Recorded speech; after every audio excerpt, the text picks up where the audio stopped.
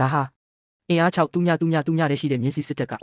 ရန်သူချီလင်းစစ်တပ်အင်အားတသိန်းကျော်ကိုထိတိုက်ရင်ဆိုင်ခဲ့တဲ့တိုက်ပွဲကြီးဖြစ်ပါတယ်တကယ်ကိုရုပ်ရှင်သမိုင်းတစ်လျှောက်မှာအသက်ရှူမလောက်အောင်အမိုက်စားဆုံးမြင်းစီစစ်ချီခန်းကြီးကိုပိုင်ဆိုင်ထားတဲ့အခန်းမှာပဲ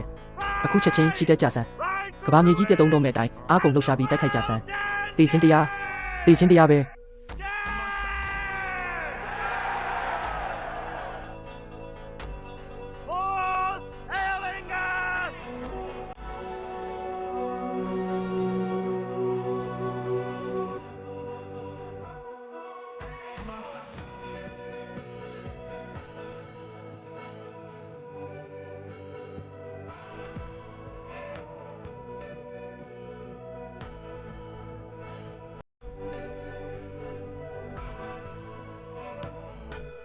ဲလွန်ခဲ့တဲ့ရက်ပိုင်းတုန်းက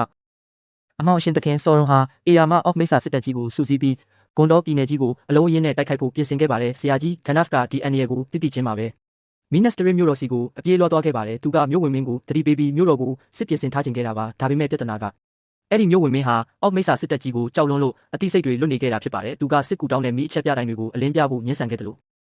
ရိုဟန်ပြည်နယ်စီစစ်ကူတောင်းဖို့ကိုလည်းလက်မခံခဲ့ပါဘူးဒါကြောင့်ဆရာကြီးဂန်နဖ်ဟာဟော့ဘစ်လူပူလေးတွေကိုအချက်ပြမိတိုင်တွေကိုတိတ်တဆိတ်မီးရှို့ခိုင်းဖို့ကလွယ်လို့တခြားရွေးချယ်စရာမရှိခဲ့ပါဘူးမီနက်စတရီရဲ့အချက်ပြမိတိုင်ကြီးဝုန်းခနဲမီးတောက်သွားတာနဲ့စစ်ကူတောင်းတဲ့မီးအချက်ပြတန်းတွေဟာတောင်တန်းတွေကိုဖျက်ကျော်ပြီးတဖြည်းဖြည်းနဲ့ရိုဟန်ပြည်အထိရောက်ရှိသွားခဲ့ပါတော့တယ်မီနက်စတရီရဲ့အချက်ပြမိတိုင်တွေမီးလင်းသွားပြီးအကူအညီတောင်းနေပြီး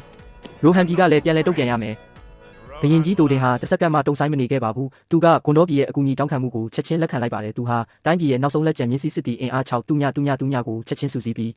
းစစ်မြေပြင်စီကိုညလုံးပေါက်အပြင်းနဲ့ချီတက်ခဲ့ပါတော့တယ်အဲ့ဒီအချိန်မှာဂွန်တော်ပြည်ကြီးကတော့အော့မိတ်ဆာစစ်တပ်အင်အားတသိန်းရဲ့ဝိုင်းရံပိတ်ဆို့ခြင်းကိုခံနေရပါပြီအန်ကမာရဲ့စုံဘရင်ဟာလည်းသူ့ရဲ့သားရဲနဂါကြီးကိုစီးပြီးကောင်းကင်ယံကနေဝဲပြန်နေခဲ့ပါတယ်သူ့ရဲ့ကြောက်မက်ဖွယ်အော်ဟစ်တန်ကြီးတွေကခန်းနှဆောင်စစ်တီတွေရဲ့တိုက်ပွဲဝင်စိတ်တက်ကိုတဖြည်းဖြည်းချေမှုန်းနေခဲ့တာပါပိုဆိုးတာက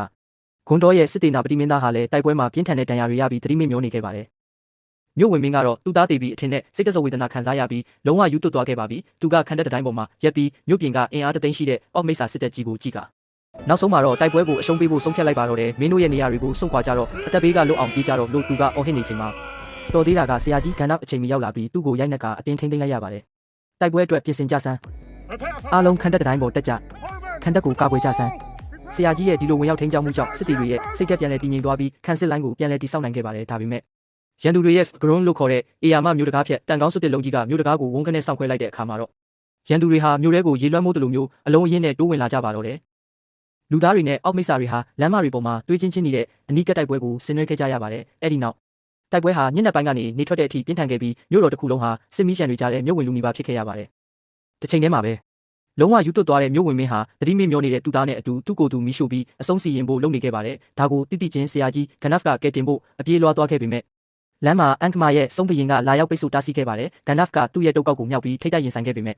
စုံဘရင်ရဲ့အမောက်ဆွမ်းအားကပြင်းထန်လွန်းတာကြောင့်ဆရာကြီးဂန်နဖ်ရဲ့တုတ်ကောက်ဟာတစ်ချက်တည်းနဲ့တင်စီစီညံ့ညံ့ကြေမွသွားခဲ့ပါတော့တယ်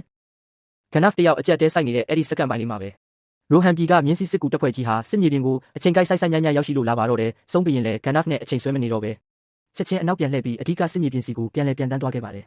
ဘရင်ကြီးတိုတင်ဟာတောင်ကုန်းထိပ်မှာရက်ပြီးသူရှိကအဆုံးမရှိတဲ့အောက်မိတ်ဆာပင်လယ်ပြင်ကြီးကိုစိုက်ကြည့်နေခဲ့ပါတယ်သူတို့ကိုမကြောက်ခဲ့ပါဘူးနောက်လည်းမဆုတ်ခဲ့ပါဘူးတိုက်ပွဲမစတင်မီမှာ